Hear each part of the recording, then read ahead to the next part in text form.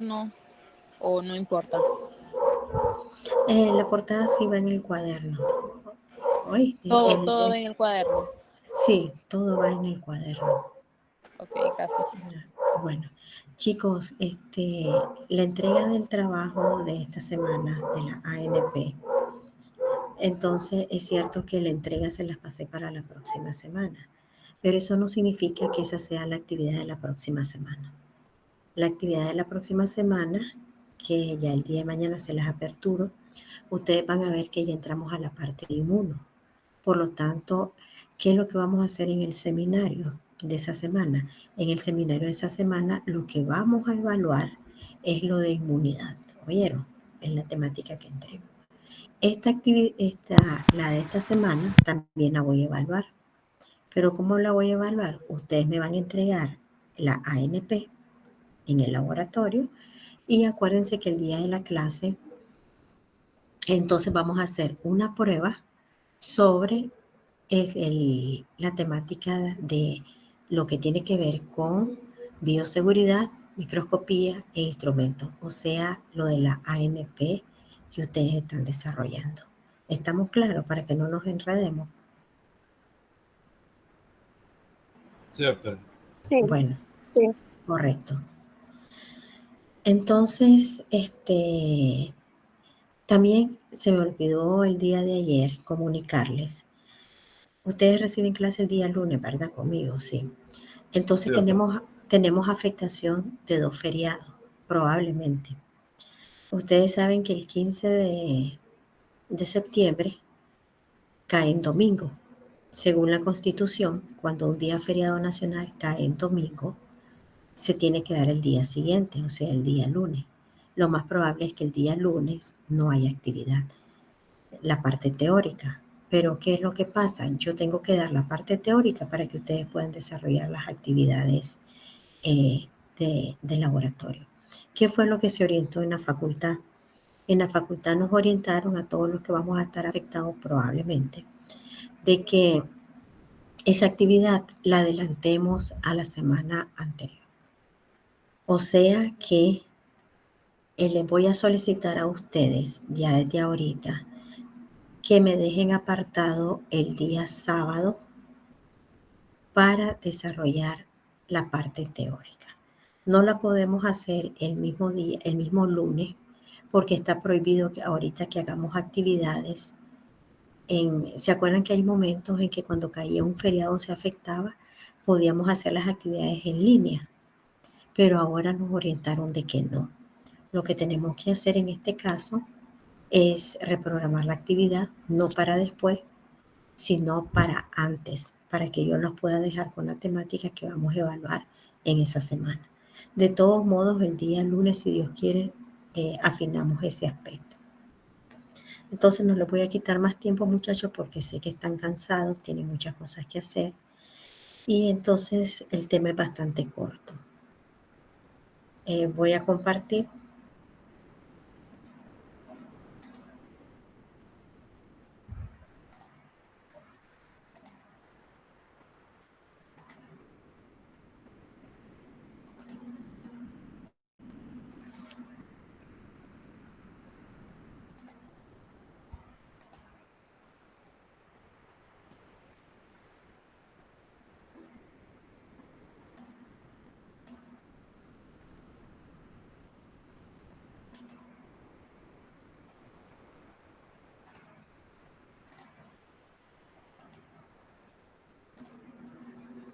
Entonces, jóvenes, no la voy a colocar en toda la extensión porque si no, no los estoy viendo a ustedes.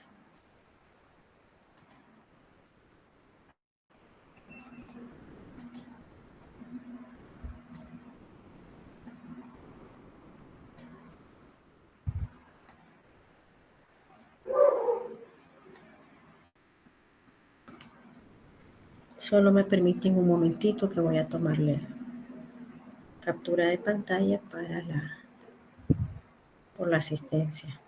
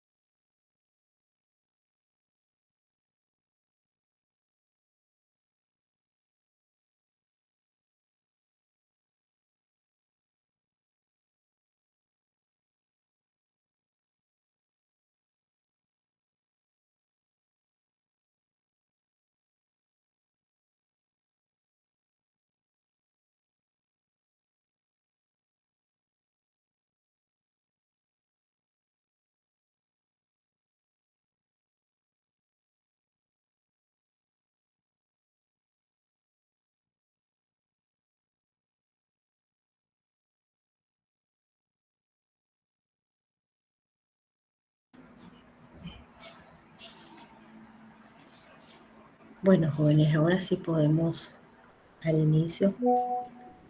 La temática que nos quedaba pendiente es en este caso la genética bacteriana. ¿Qué importancia tiene eso? ¿Se acuerdan que en esta semana nosotros hablábamos de que las bacterias requerían de muchos artefactos para poder no solamente vivir, sino para tener características adicionales? Dentro de eso, por ejemplo, hablábamos de lo que eran los pilis, las bacterias y todo eso, la formación de cápsulas. Y muchos de estos están codificados, no muchos de estos, sino todos ellos están codificados genéticamente. Entonces, solo vamos a retomar algunos aspectos generales. En este caso, que es que ustedes ya los han abordado en lo que tiene que ver la parte de biología molecular. Entonces, vamos a iniciar con esta parte de genética y vamos a retomar lo que era el famoso nucleoide. También se le llama nucleolo, que se acuerdan que decíamos que las células procariotas no tenían un núcleo bien estructurado como las células eucariotas porque ellas carecían de lo que era una membrana nuclear. Tienen cromosomas, pero el cromosoma ustedes lo pueden ver aquí, que está disperso en el citoplasma, no está delimitado como en el caso de las células eucariotas. Es un cromosoma, es un solo cromosoma y es un cromosoma que se dispone de manera circular, no lineal como en el caso de las células eucariotas. Entonces, ustedes van a observar, esta es una célula procariota, van a tener su pared celular, su membrana citoplasmática, esto es el citoplasma, y aquí tenemos lo que es el material genético. Entonces, en este caso, ustedes van a ver que esto está compuesto por el cromosoma bacteriano, pero aparte de eso, las células procariotas pueden tener elementos extracromosómicos que los vamos a ver más adelante. Entonces, ¿cómo se da la replicación del material genético en el caso de la bacteria? Se da igual que en el caso de nosotros. Ya, acuérdense que existe uno que se llama una teoría semiconservativa, donde el cromosoma está compuesto de dos cadenas. Estas cadenas son complementarias entre sí. Es como que fuera un zipper. Ya, entonces estas cadenas estas moléculas se rompen, se separan sus dos cadenas y esa separación se da a base de enzimas que permiten que las cadenas queden separadas. ¿Por qué se llama teoría semiconservativa? Porque cada una de las cadenas va a constituir un molde para la parte complementaria. Y así de esa manera, de la separación de las cadenas de una molécula, voy a obtener en este caso dos moléculas. Entonces, cada cadena sirve de molde para una cadena nueva, que es lo que estamos viendo en este momento. ¿Sí, Ernesto? A ver, Ernesto había levantado la mano. Hola. No, disculpe, la levanté por error. Ah, bueno. La levanté por error. Entonces, entonces aquí, muchachos, ustedes pueden observar la molécula original, cómo es que se separan para dar origen a dos moléculas, que es la parte de la replicación. Y ustedes pueden observar que la nueva molécula tiene una cadena de la molécula original y la que está en negro es la complementaria que se acaba de sintetizar. Esto permite que el material genético se vaya transmitiendo de una generación a otra generación. ¿Ya? Entonces, posteriormente, van a ver que dentro de esto se cumplen con los mismos procesos que ustedes ya conocen y se hace lo que es la parte de la transcripción. En el caso de la transcripción consiste en la síntesis del ARN mensajero y va a utilizar como molde la cadena complementaria del ADN de una de las moléculas, o sea, de un gen. Entonces, luego la cadena de ARN mensajero que se va a sintetizar es idéntica a la que ya se había codificado. Y entonces en el cromosoma o en el plásmido. Los plásmidos, muchachos, hacen la misma replicación como el cromosoma bacteriano. Nada más que lo pueden hacer de dos maneras. Lo pueden hacer de manera independiente cuando ellos están fuera del cromosoma, o bien cuando ellos estén incorporados a la molécula, o sea, al cromosoma, y lo hacen junto con el cromosoma bacteriano. Entonces pueden haber, en este caso, diferentes maneras. Luego tenemos la traducción. ¿Qué cosa es la traducción? Es lo que ustedes conocen como la síntesis de un polipéptido, o sea, la formación de una proteína. Entonces tenemos la información. Esa información se transmite y después posteriormente esa información viene, se transcribe, ¿ya? Y posteriormente se interpreta y luego se expresa ya en algo. ¿Y cuál es la expresión en este caso? La formación de proteínas funcionales. Entonces, esta parte se realiza en lo que es los ribosomas bacterianos, se realiza en 3 etapas, lo que es la iniciación, elongación y terminación, y la lectura genética se va haciendo por secuencias de 3 bases, cada 3 bases, que es lo que se conoce la lectura por codones o tripletes de nucleótidos. Entonces, en este caso, aquí lo podemos observar, donde tenemos primero la replicación del ADN, esa información posteriormente se transmite, se pasa a lo que es el ARN mensajero, un proceso de transcripción, y luego posteriormente la información del ARN se expresa en la formación de proteínas, que es lo que se conoce como traducción. Acuérdense que para la síntesis de ARN se necesita lo que es el ADN como plantilla, como molde. No se puede formar ADN a partir de ARN.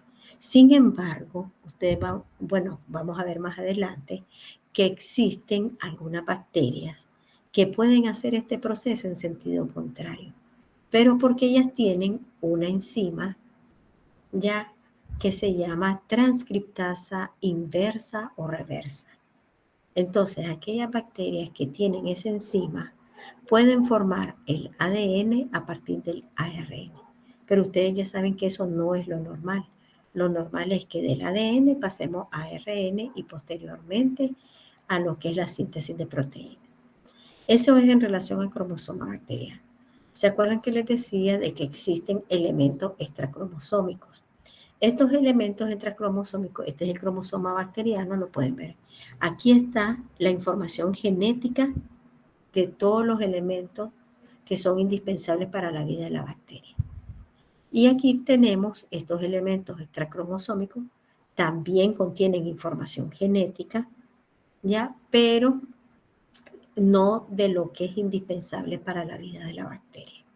Contiene información que le da otros tipos de características al microorganismo. Entonces, ¿quiénes pueden actuar en este caso como elemento extracromosómico? Hay varios, pero en este caso hablamos de los plásmidos y más adelante ustedes van a ver aquí que vamos a hablar de los episomas. Ya, entonces, tanto los plásmidos como los episomas es material extracromosómico, es material genético extracromosómico. En el caso de los plásmidos, van a ver que él se replica de manera autónoma. O sea, el ADN, el cromosoma bacteriano, se replica en su momento, pero eso no quiere decir que inmediatamente se va a replicar el plásmido. El plásmido tiene una replicación independiente de la replicación que se está dando en el cromosoma bacteriano. Como ya les había dicho, codifican información que no es esencial para la vida de la bacteria. Por ejemplo, muchas de las resistencias a los antibióticos, en este caso las resistencias que presentan las bacterias a varios antibióticos, se da por la presencia de plásmidos. Las bacterias no nacen resistentes, las bacterias se hacen resistentes. Entonces, los plásmidos no son capaces de incorporarse aquí al material genético, van a estar independientes. Y entonces ustedes van a ver que, por ejemplo, qué información genética podemos transmitir a través de los plásmidos, lo que ya les había expresado anteriormente. La resistencia a los antibióticos, el que produzca toxina, o bien la síntesis de estructuras que son importantes para la adhesión o colonización. ¿Qué quiere decir esto? A través de un plásmido se puede sintetizar o puede llevar la información para que se forme lo que es glucocálix. El glucocálix o glicocálix que mirábamos el día de ayer, acuérdense que es una estructura de envoltura que ayuda a la adherencia de la bacteria. También pueden sintetizar algunas proteínas de adhesión que se llaman adhesinas. Pero, sin embargo, esas estructuras no son indispensables para la vida de la bacteria. Sin embargo, le permite sobrevivir en determinadas condiciones y tener ciertas características. Además de los plásmidos, vamos a encontrar los episomas. Los episomas también es ADN extracromosómico. Pero, ¿en qué se diferencia de los plásmidos? ¿Ya? Los episomas tienen la capacidad de integrarse al cromosoma bacteriano. Entonces, aquí lo podemos ver. ¿Se acuerdan que yo les decía que los plásmidos no se integran al cromosoma bacteriano? El episoma sí se puede integrar aquí en lo que es el cromosoma bacteriano.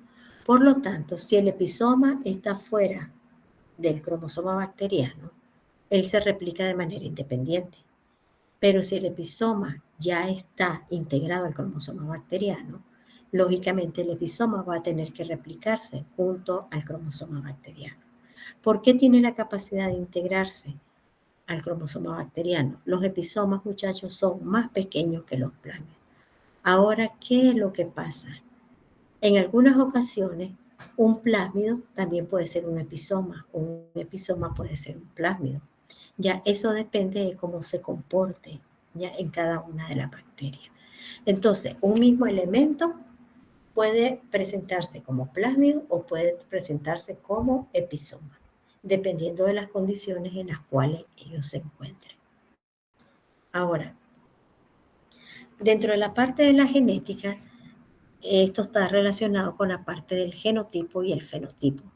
¿Se acuerdan ayer cuando hablábamos de lo que era la parte de la clasificación taxonómica? Entonces mirábamos de que había una parte, la última parte, que era la identificación de la bacteria. ¿Y cómo se hacía la identificación de la bacteria? A través de lo que es el genotipo y el fenotipo. Entonces, el fenotipo es lo que nosotros vemos a nivel físico, es lo que se expresa, o sea, es la expresión de lo que está contenido en información genética. Ya, entonces, a nivel del fenotipo se pueden producir variaciones fenotípicas. ¿Qué quiere decir? Variantes. ¿Y por qué se pueden producir esas variantes? Porque cuando las bacterias se encuentran en un ambiente determinado, a ver, si nosotros nos exponemos mucho al sol, ¿qué vamos a hacer? Lógicamente va a cambiar el color de la piel. Entonces igual pasa con bacterias. Estas variaciones fenotípicas se ven influenciadas por, en este caso, por las condiciones ambientales que ejerce el ambiente sobre lo que son las bacterias. Pero no hay afectación del genoma, o sea que solo es variaciones físicas, no genómicas. Pueden afectar a toda la población bacteriana, ¿ya? Pero ¿qué pasa cuando yo le quito, por ejemplo, la influencia de la temperatura? Entonces, si las bacterias tienen algún efecto derivado de lo que es el ejercicio de la temperatura, y yo después vengo y quito la temperatura, las bacterias vuelven a su posición normal, recobran sus características normales.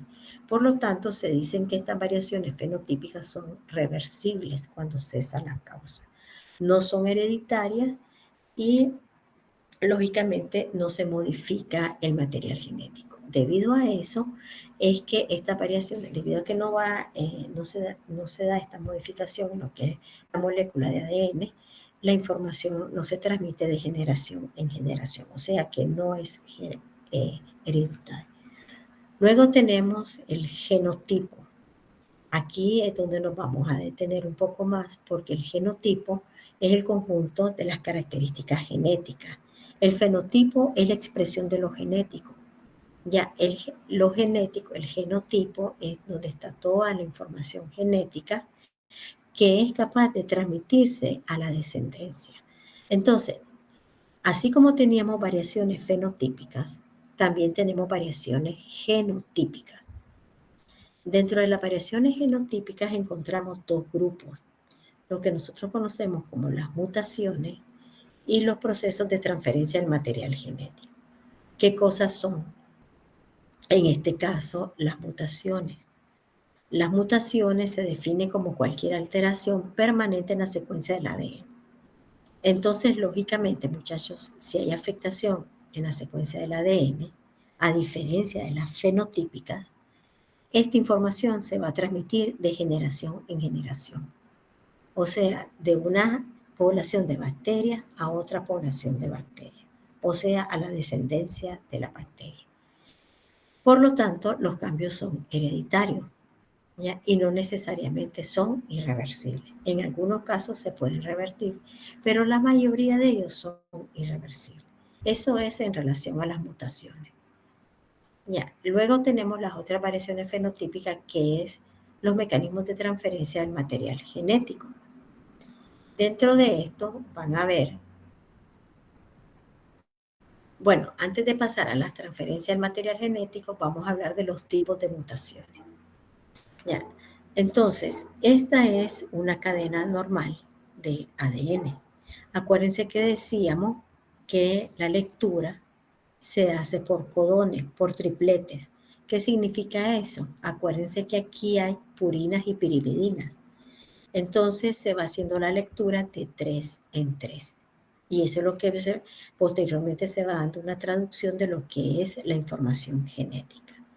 Entonces, ¿qué es lo que pasa en este caso? Esta es la secuencia normal. Y en esta secuencia pueden darse alteraciones en la secuencia. Y es lo que se deriva a las famosas mutaciones. Las mutaciones pueden ser, en este caso, de 3 tipos. Las puntuales, las de inserción o de elección y las de inversión. Las puntuales, muchachos, las mutaciones puntuales pueden ser de 2 tipos, por transición o por transversión. Entonces, ¿qué significa eso? La transición es cuando se cambia una purina por otra purina o una pirimidina por otra pirimidina. Por ejemplo, una adenina por una guanina o una citosina por una timina. En cambio, la transversión es purina por pirimidina o pirimidina por purina.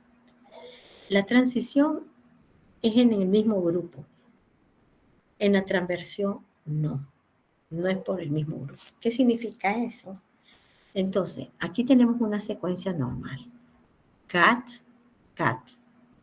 Entonces, aquí tenemos, si por ejemplo yo cambio esta adenina por una guanina, ¿qué diría? Ya la lectura cambia. Pasa de cat, pasa a CGT.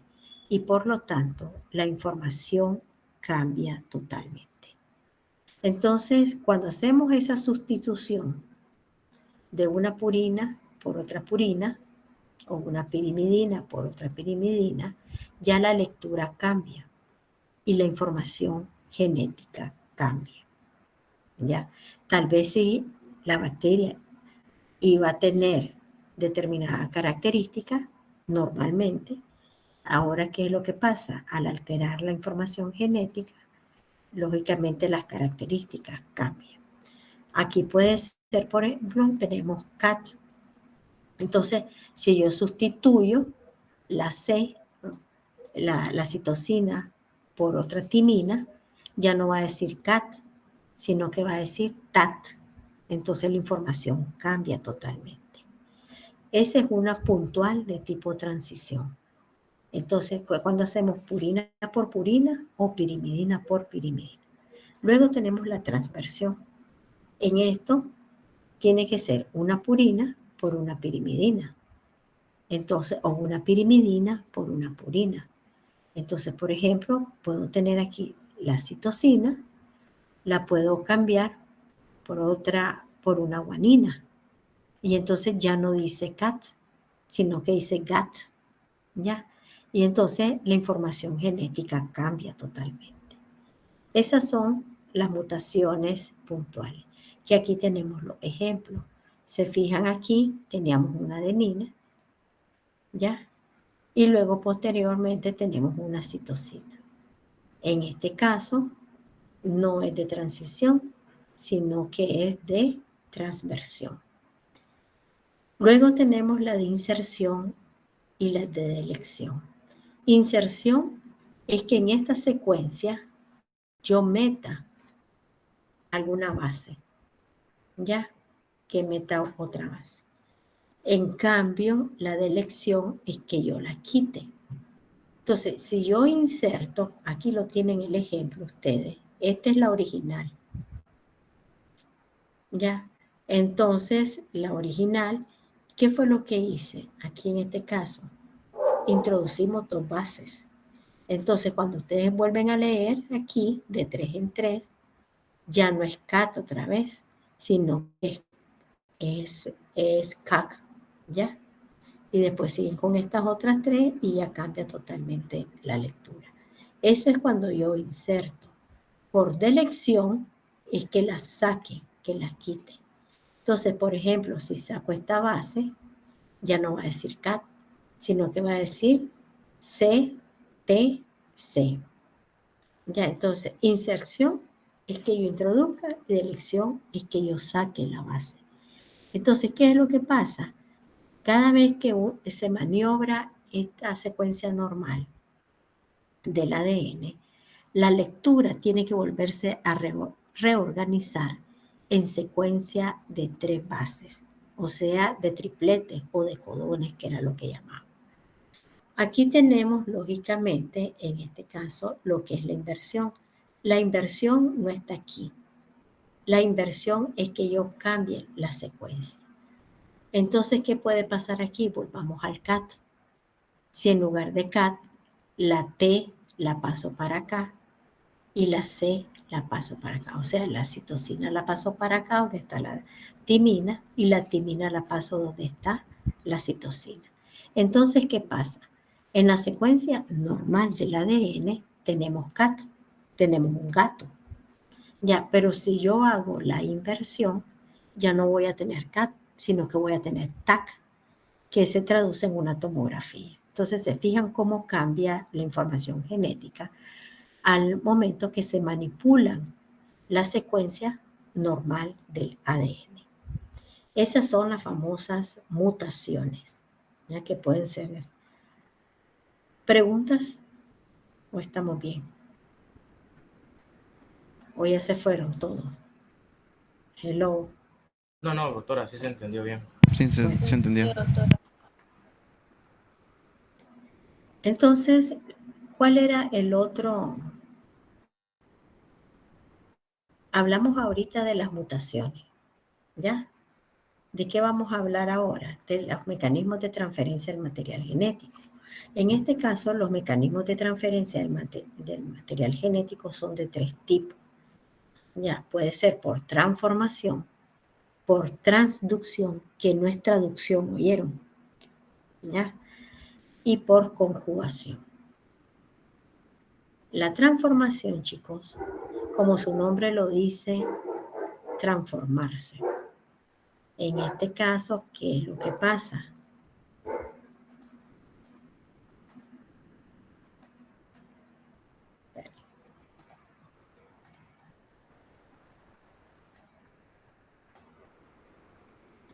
Aquí tenemos, ¿se acuerdan que el día de ayer a ustedes les expresaba que podemos tener una bacteria que no tenga cápsula? Pero cuando se encuentra en determinadas condiciones, ella puede llegar a formar la cápsula. Entonces se transformó de una bacteria no capsulada a una bacteria capsulada. Ese es el primer proceso, que es el de transformación. Y consiste que hay unas bacterias que se llaman bacterias competentes. ¿Y qué es lo que hacen estas bacterias competentes? Estas bacterias tienen la capacidad de incorporar ADN que se encuentra en el ambiente, o sea que no es de ella, agarran ese ADN y lo incorporan a ella. Entonces, si ese material genético que ella está incorporando lleva la información de que forme una cápsula, entonces esa bacteria se va a volver capsulada. Aquí tenemos el ejemplo. Tenemos a la bacteria, tenemos su cromosoma, aquí está el el ADN que está libre en el medio donde ella anda, esta bacteria tiene la capacidad de captar este ADN, este fragmento de ADN, y una vez que lo capta a través de unas moléculas que tienen en su superficie, la introducen a su citoplasma. Entonces viene y esto lo que hace es combinarse con cierta información del cromosoma bacteriano y posteriormente la información que tiene este fragmento de ADN hace que se modifique, lógicamente, la parte física de la bacteria. Entonces, si este material genético tiene la información de que forme la cápsula, la bacteria va a formar la cápsula. Entonces, va a pasar de una bacteria no capsulada a una bacteria capsulada. Ese es el primer mecanismo. El segundo mecanismo es el que se conoce como transducción. No me lo enreden con el de traducción cuando hablamos de la replicación, transcripción y traducción, ¿se acuerdan? No, este es transducción. Este mecanismo de transducción es una transferencia de fragmentos de ADN de una bacteria a otra a través de un bacteriófago. ¿Se acuerdan que el día de ayer hablamos del bacteriófago? Y les decía que el bacteriófago es una bacteria que solo va a infectar, perdón, es un virus que solo va a infectar a la bacteria. Entonces, aquí tenemos la bacteria, ¿ya? Aquí tenemos, este es el bacteriófago. Es un virus que tiene estas patitas que le permiten depositarse sobre la superficie de la bacteria, ¿ya? Y posteriormente el material genético lo tiene aquí y lo inyecta. ¿De dónde viene este material genético que está inyectando o que está introduciendo el bacteriófago? Viene de otra bacteria a la cual infectó este bacteriófago. Entonces, la información genética que está aquí, lógicamente, se va a replicar, ¿ya? Y posteriormente se puede dar la lisis de la bacteria, ¿ya? Y se puede liberar. En este caso, si la información le dice que venía de la parte de la formación de virus, entonces posteriormente se puede dar la lisis de la bacteria y se puede dar la liberación de los viriones. Ya, entonces por eso decimos de que los bacteriófagos son virus que solamente van a infectar a la bacteria. Ahí lo pueden ver ustedes cómo se da esto. Entonces cambia toda la información genética que tiene, en este caso la bacteria. ¿Qué es lo que hace? Esto es información genética, muchachos, de la bacteria. Y esta es información genética que está introduciendo el virus. Entonces, una vez que esto se incorpora a esto, se da una modificación de lo que es el material genético que contiene la bacteria. Y, por ejemplo, si la información genética le dice forma virus, ¿ya? Porque la información que viene es de virus, entonces, lógicamente, dentro de la bacteria se van a formar los virus y después, posteriormente, se van a liberar, causando lo que es una lisis de la bacteria. O sea que la bacteria va a servir como reservorio en este caso. Luego tenemos el tercer mecanismo, que es el de conjugación, que también se los expliqué el día de ayer cuando hablábamos de la fimbria o de los pilis. ¿Se acuerdan que les decía de que existe un pilis? Uno de los tipos de pilis que existen es el pilis sexual.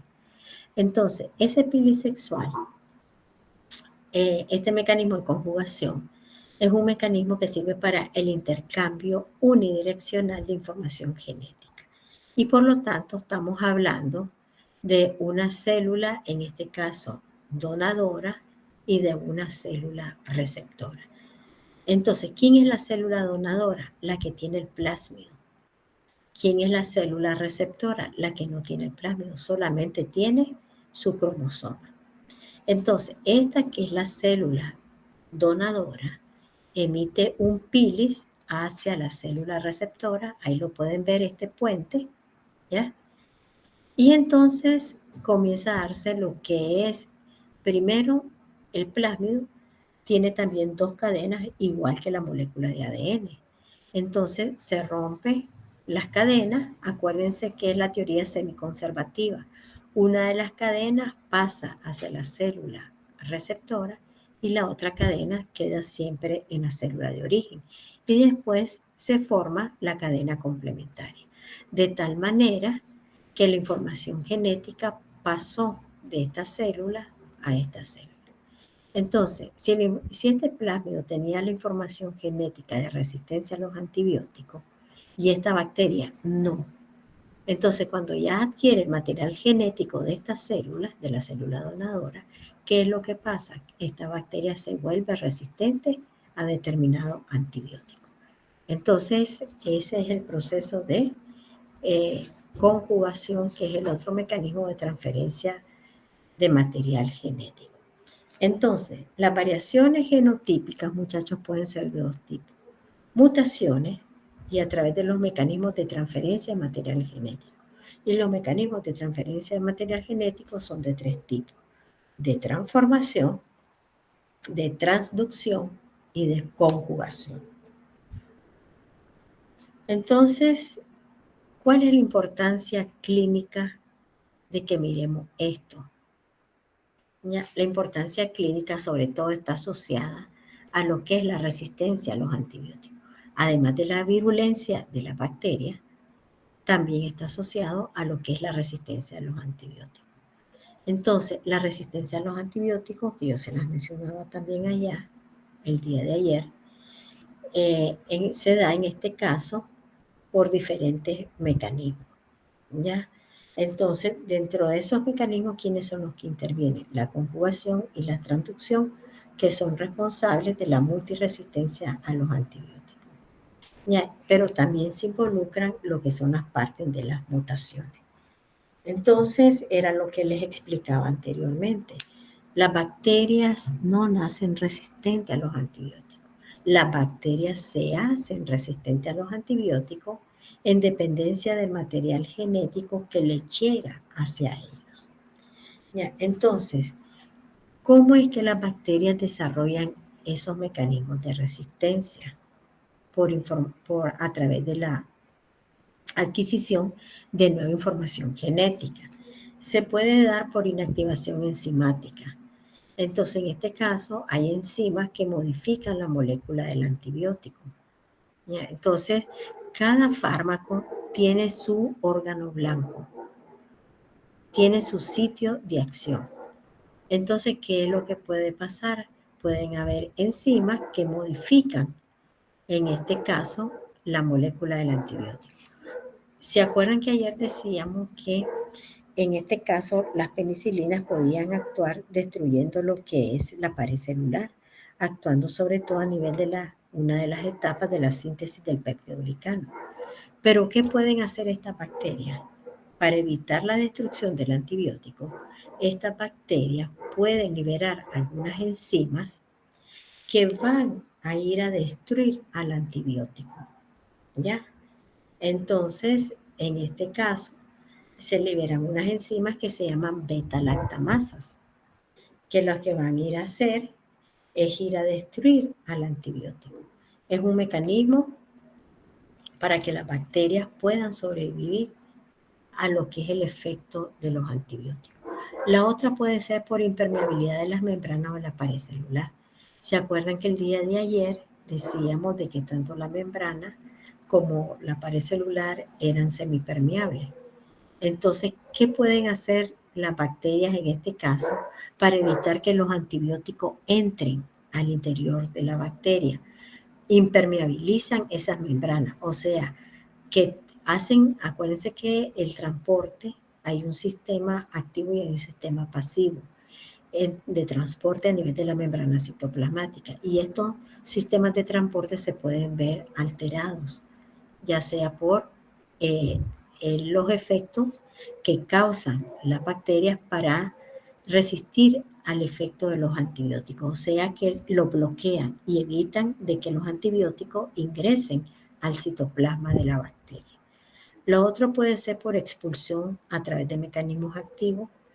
Ella puede crear una serie de moléculas en la parte interna que cuando el antibiótico ingresa al interior de la bacteria, ella viene y expulsa nuevamente el antibiótico hacia la parte externa. Por eso se llama expulsión por mecanismos activos. Puede entrar el antibiótico, pero adentro hay unas moléculas que lo captan y posteriormente los devuelven. ¿Qué es lo que le llaman la bomba de eflujo? Ya que son mecanismos de resistencia que desarrollan las bacterias contra los antibióticos. Y el otro puede ser la modificación del sitio de acción, que era lo que les explicaba anteriormente, que cada antibiótico tiene un órgano blanco, una molécula blanco, un sitio de acción específico. Entonces, ¿qué puede hacer la bacteria en este caso? Va a reducir o va a alterar la afinidad por el antibiótico. O sea, va a impedir que el antibiótico se una al sitio de acción, a lo que él tiene que ir a buscar dentro de la bacteria. Y de esa manera, la bacteria evita ser destruida por el antibiótico. Entonces, todos estos mecanismos, ¿por qué los desarrolla la bacteria? Por esto mismo, por las mutaciones que van sufriendo y por los mecanismos de transferencia de material genético. Bueno, eso era en relación a la parte de la genética. Ya al final, muchachos, ustedes van a encontrar esto que se llama bacterias de importancia médica. Como posteriormente, después de la unidad de inmuno, entramos a bacteriología, aquí les dejo cómo es que vamos a ir revisando la bacteria. Las bacterias las vamos a ir revisando por grupo bacteriano. Entonces vamos a ver, por ejemplo, bacterias que son gram positivas, vamos a ver los cocos, vamos a ver los bacilos, ¿ya? Y así lo vamos a ir viendo cada uno de ellos. Después de la gram positiva, vamos a ver la gram negativa. También hay gram negativas, cocos y bacilos.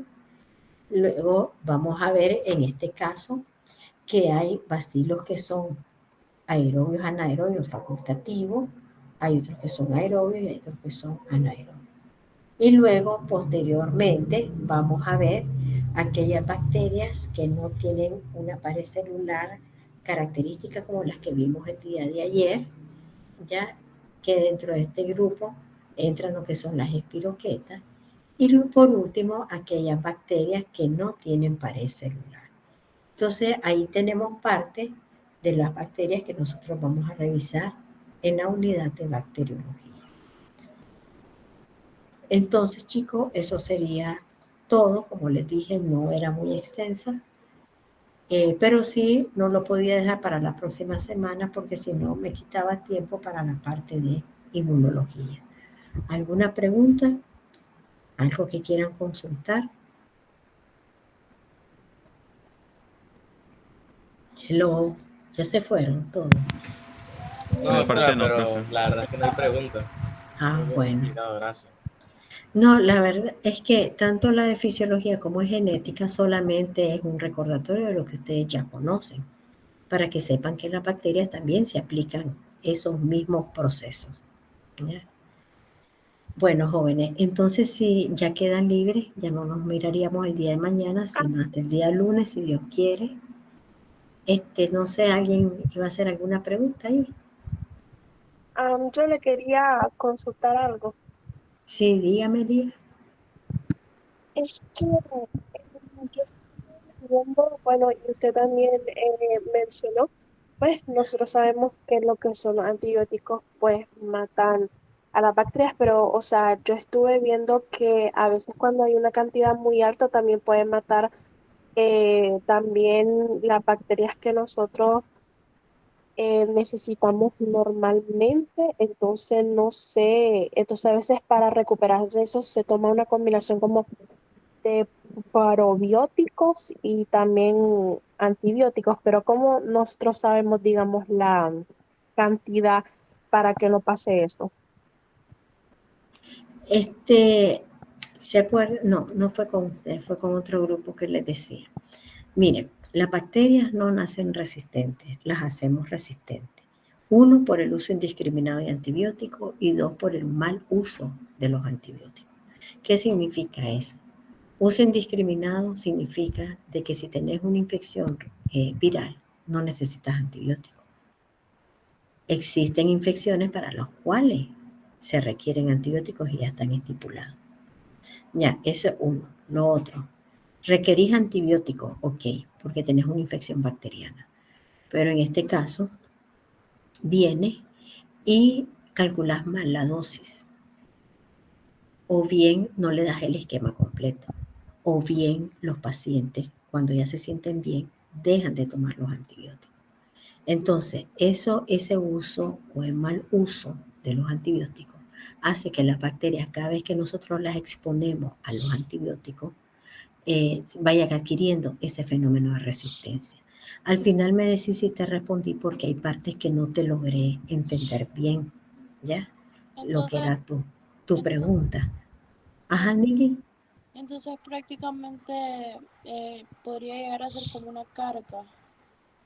Como una como una carga, carga, ¿en qué sentido, Nili?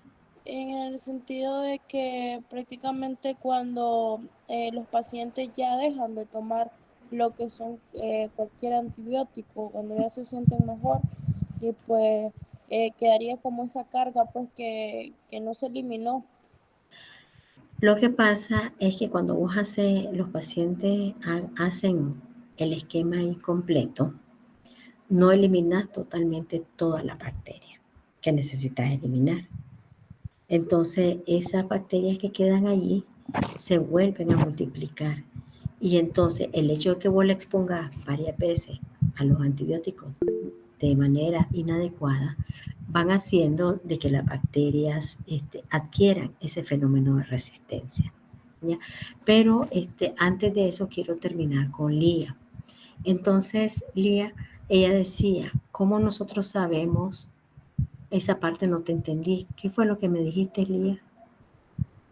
Como el exceso del uso de antibióticos, como por ejemplo, una persona puede barrer su flora intestinal en el uso Mm, como excesivo de ella, como no solo estamos matando estas bacterias de la infección, por ejemplo, sino que la que nosotros ya tenemos. flora normal. Ujú. Correcto. Entonces, ese es uno de los riesgos con el uso de antibióticos. Por ejemplo, después te atiendo, Ashley, ¿oíste? Entonces, ¿qué es lo que pasa?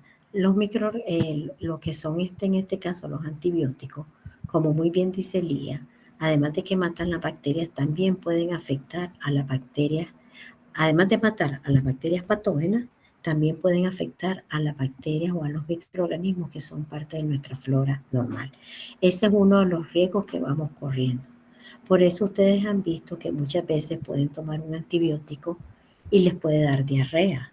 ¿Por qué? Porque están barriendo la flora intestinal. Pero una vez que ya dejan de tomar antibióticos o que suprimís el uso de antibióticos porque te está dando diarrea, porque si no puedes desarrollar un cuadro más grave, ya por la proliferación de estas bacterias, ¿qué es lo que hay que hacer? Hay que volver a restaurar la flora normal. Porque una vez que ya se vuelve a restaurar la flora normal, todo se vuelve a recuperar y la parte fisiológica se estabiliza. Ya, entonces, ¿qué significa? Que yo no puedo seguir utilizando ese antibiótico en vos y tengo que buscar otro antibiótico que realmente no me haga ese efecto que me estaba haciendo en este momento. Por eso, cuando se usan antibióticos, los antibióticos hay de primera línea, segunda línea, tercera línea, etcétera. ¿Qué significa eso? Que en los antibióticos vas a utilizar el que sea más adecuado para esa bacteria. Hay antibióticos para gram positivas, antibióticos para gram negativos. Y hay de amplio espectro, que significa que le puede pegar tanto a la gram positiva como a la gram negativa. Entonces, ¿qué es lo que pasa en este caso? En estos tipos, ¿cómo voy a seleccionar el antibiótico? Primero se seleccionan aquellos antibióticos que tienen la menor cantidad de reacciones adversas. Ya, entonces yo no voy a comenzar por el más agresivo. Si vos no has tomado antibióticos, como dicen, sos vírgenes de antibióticos, yo puedo comenzar por el antibiótico de primera línea, ya, y en este caso yo espero que con ese antibiótico vos resolvás. Pero aquellas personas que ya constantemente han recibido antibióticos y antibióticos y antibióticos de la misma línea, muchas veces las bacterias van creando resistencia a eso y entonces yo ya tengo que buscar otras alternativas de antibióticos. A medida que los antibióticos van siendo más agresivos para las bacterias, también esos antibióticos nos pueden causar más daño a nosotros. Nos causan más reacciones adversas. Entonces, por eso hay que tener mucho cuidado para no tomar antibióticos de manera indiscriminada y que podamos tener una mejor utilidad o un mejor uso en relación a lo que son los antibióticos. Ahora sí, Lía. Lía. Sí, sí, doctora, Ahora, ahora sí. Ash está, ¿dónde está Ashley? Que había levantado la mano. Acá estoy, acá estoy. Sí, Solo quería confirmar algo sobre los antibióticos. Pues yo una vez me habían compartido, por así decirlo, de que por eso mismo se dan las dosis por cada hora de los antibióticos, ya que los antibióticos se dan para hacer un plan específico, por así decirlo. Entonces, si el plan médico dice que hay que dar los antibióticos cada 6 horas, es porque cada 6 horas este antibiótico debe hacer una reacción en lo que ya sea en la bacteria o el virus. Y al no darse, o sea, si a las personas se pasan de esas 6 horas o se las toman antes, ya no van o sea, ya este antibiótico ya no va a cumplir el mismo efecto que al cumplir, como dicen, pues, el plan médico, por así decirlo. Entonces, por esa razón, puede ser de que también estas crean una... ay, se me olvidó la palabra, una resistencia una a esto. resistencia. Ajá. Sí, es que eso, Ashley, está en relación directa con lo que le decía, creo, a Lía o a Nayeli, que estábamos hablando de los esquemas. Cada antibiótico tiene su esquema. ¿Se acuerdan que decíamos aquello? O puede ser que los pacientes no se lo tomen a como se lo deben de tomar. O que nosotros como médicos desconozcamos cómo se tiene que dar. Cuando hablamos de la parte de la dosis, cuando hablamos el cálculo de dosis y todo eso, eso interviene. Eso se llama mal uso de los antibióticos. Y el mal uso de los antibióticos no solamente es por los pacientes, sino también por nosotros, porque no sabemos prescribir antibióticos. Entonces, ¿por qué te lo das cada 6, cada 8, cada 12, una vez al día? Porque hay algo que se llama el ciclo circadiano, en lo que vos esperás de que el antibiótico vaya haciendo efecto. Entonces llega un momento en que yo tengo que volver, pues tal vez ya se eliminó a las 8 horas, entonces yo tengo que volver a hacer esa carga, como dicen, de antibióticos para que sigan eliminando la bacteria. Por eso es importante, muchachos, conocer los esquemas terapéuticos. Si te dice que se da cada 12 horas, es cada 12 horas, por algo, no porque la gente lo quiere inventar. Ya que si se da una vez al día, que le llaman de liberación prolongada, es porque tiene que ser así. Siempre existe una justificante de que por qué se da, que son los esquemas terapéuticos. Entonces, ese mal uso, mala indicación de los antibióticos también desarrolla lo que es resistencia a los antibióticos. Novis, creo que habías levantado la mano. No, era por eso, lo de que está diciendo de que por cada 6 horas, cada 12. También tiene que ver la semivida de cada medicamento. Eso pasa con todos los Exacto. medicamentos también. Con todito. Cuando ustedes vean farmacología, hay algo que se llama farmacocinética y farmacodinámica. Y entonces, lógicamente, les van a hablar cálculo de dosis, tienen que saber por dónde se elimina ese fármaco, eliminación renal o por dónde, cómo se metaboliza el fármaco. Hay unos fármacos que se metabolizan más rápido que otros. Y entonces, en dependencia del conocimiento de la farmacocinética y la farmacodinámica, así se establecen los esquemas terapéuticos para cada uno de los fármacos. Que como Novi decía, no solamente es para los antibióticos, es para cualquier fármaco. ¿Por qué hablamos ahorita de antibióticos? Porque se ha visto, y hay diversos estudios, un sinnúmero de estudios que hablan del mal uso que hacemos de los antibióticos, ¿ya? Y que eso favorece que estas bacterias se nos vayan volviendo multiresistentes a los antibióticos. Ya, entonces hay que tener mucho cuidado. Algo que Ashley mencionó es que el antibiótico dice contra la bacteria y los virus. Los antibióticos son para bacterias. Para los virus existen antivirales, ¿oyeron? Y para en este caso, para los hongos existen los famosos antimicóticos y todo eso. Sí, Nayeli. Doctora, nada más una pregunta así por curiosidad. Eh, ¿Cómo puede prácticamente un paciente superar el mecanismo, se podría decir, de resistencia al antibiótico? Mira, Nayeli, en primer lugar, ¿cómo sabemos que la bacteria es resistente a ese antibiótico? Tener tu paciente, viene, vos sospechás que tiene una infección por X microorganismo, le das el antibiótico adecuado, ya llevas 2, 3 días y no ves mejoría en el paciente. Ya, entonces vos comenzás a sospechar de que probablemente la bacteria que tiene ese paciente sea resistente al antibiótico que le está dando. ¿Qué es lo que se hace desde un inicio? Desde un inicio, cuando tenemos pacientes con infecciones, además de identificar el agente etiológico, también hay que hacerle la prueba de la sensibilidad a los antibióticos. Ya el antibiograma que se llama.